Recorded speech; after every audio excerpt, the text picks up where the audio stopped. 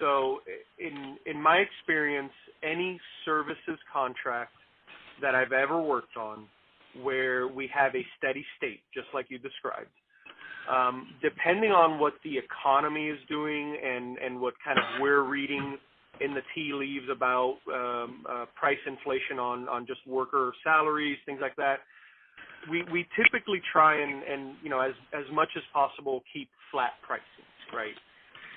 So where I can tell you that my suppliers, and I'm talking services in general, any type of professional service that's ever been offered to me in any of the companies I've worked for, yeah. When those companies are able to show additional value for us within that steady state, so not a new service, not a new a new volume, but just some additional value through that existing service, then it's much, and it doesn't have to be anything big, right? That's where they're sometimes able to capture a little more price, right? So an extra percent and a half, but nothing major, right? Basically, the onus is on the service provider to either show us, it's unrealistic to think that we've had flat, pricing with our employees. We did have inflation, or to show us, here's the additional value that we're providing to you within the confines of the existing contract. Right. And in some of those cases, they've been successful at getting a little bit of price out of the contract. Okay, that's interesting to note. And what could this value be? I can see that this could be maybe quality of hire. Great example. Yes, correct. Yep. Could it be overall cost reduction, which is maybe rationalizing agency use? So yes, I would assume yes. I haven't had enough experience with the metrics to link the two topics that we're talking about, right? So that cost increase versus how they performed on, basically negotiating the contract with our recruits.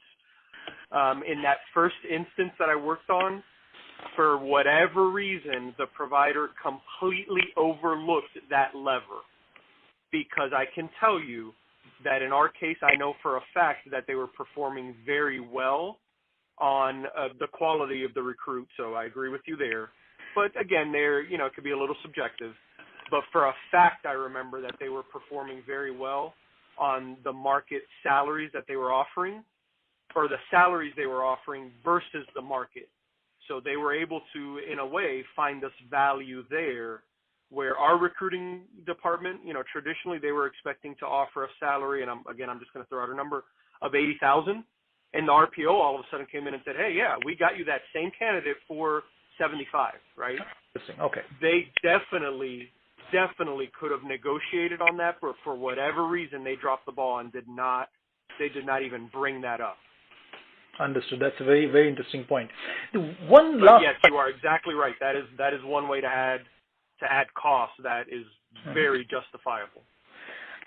In terms of price inflation and keeping prices flat in a sort of steady state situation, would you say that price per hire, or are prices usually linked with the salary of the hire, and if in a way the salary is linked to inflation, your price also goes up? I'm just trying to understand, how do you look at price per hire?